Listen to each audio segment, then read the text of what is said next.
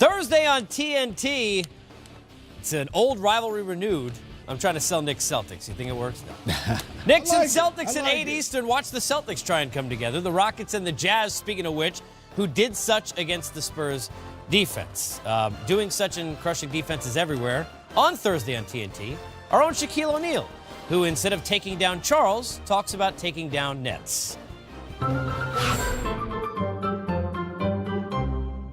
Another spectacular moment in your career also took place in New Jersey when you tore down the entire basket. Stanchion, backboard, all that got torn down.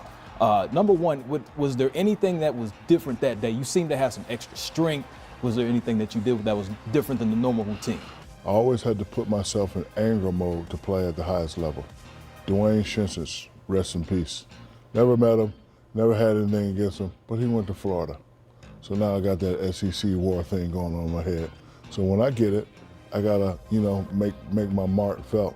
The rim was probably weak because if you look at the dunk, it wasn't really a powerful dunk. I did go up strong because I know he was behind me.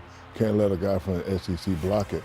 So I went up extra strong, and when I pulled on the rim, I admit I did get some extra because I wanted to dunk and pull myself up and swing with that and be ah.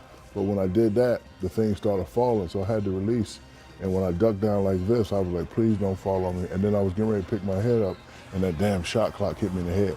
But see, when you get hit in the head in front of everybody, you can't act like it hurts. You got to play it off. So when it hit me, I was like, but then when I got to the time, I was like, damn, man, I need some icy hot. damn shoulder broke. Orlando, last game, Dennis Scott was starting. Bowie was coming off the bench as Hill follows and almost and does bring down the entire backcourt. That's one we haven't seen. There was another situation earlier in that season when you're out in Phoenix.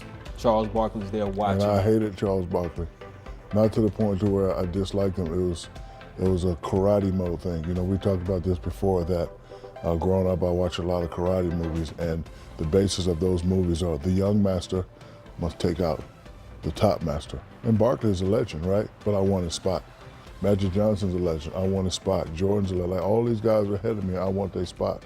They heard my name, but now you have to feel the name. So every time I got the ball, I wanted Charles Barkley to know who Shaquille was. And if you go back to the footage, I want you to play it slow. When I dunk, Charles does this. And that's exactly what I want. Like, when you pulling it down, you see Charles go like this. And now I'm working with his fat ass. So okay, what is the actual count? I've done my research. I know you broke one at LSU. I've seen a pickup game where you tore one down. I've seen the two that you had in the NBA. The actual count is 6. The actual rims that I've broke are all in my gym in Orlando. I have 5 homes, and in front of each home I've planted a broken rim tree.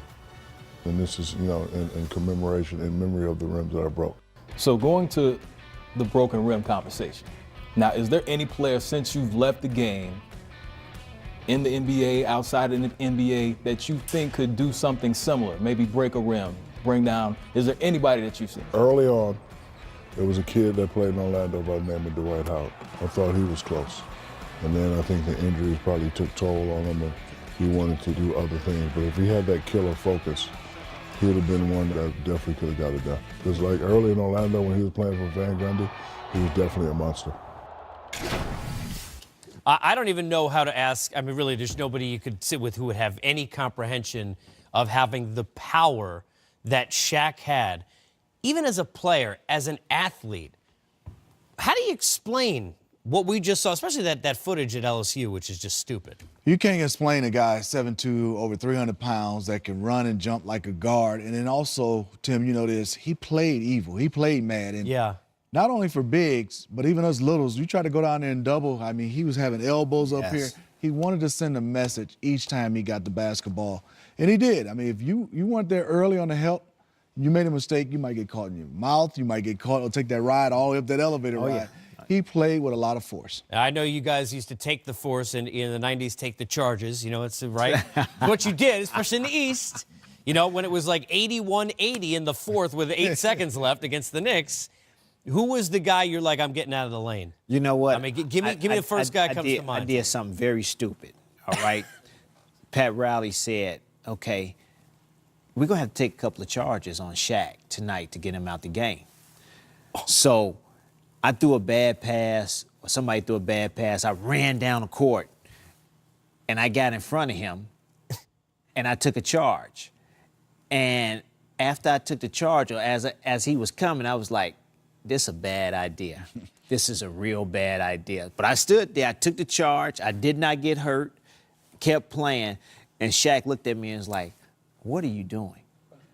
And I said, I don't know. I really don't know. I just took a charge. I just came out of my mind or whatever. But you in a moment of the game, you really don't know what you're doing, but you're trying to win. But that was very stupid of me to take a charge on a 300-pound guy that could hurt you if he falls on you the right way. And I was fortunate to still not to get hurt that game. I'll tell you another guy, Go ahead, Casey. Smitty. Yeah. Karl Malone. Oh, my God. Karl would put the knee up. Right. Was trying to hurt you, trying to catch you here. That was the one guy you had to be cautious about how you take a charge from. Yes. I mean, it's a lot safer to do the NBA now. You just, like, they have cooties. You run out of the middle of the lane and let's let them go. I mean, right? Isn't it easier? I We don't know. show you the backboard in this we're not studio. playing. Shaq has tried we're to not take playing down right about now. 700 times. Because trust me, he does not care about the studio. He'll pay for it with the money from the general. We got more coming.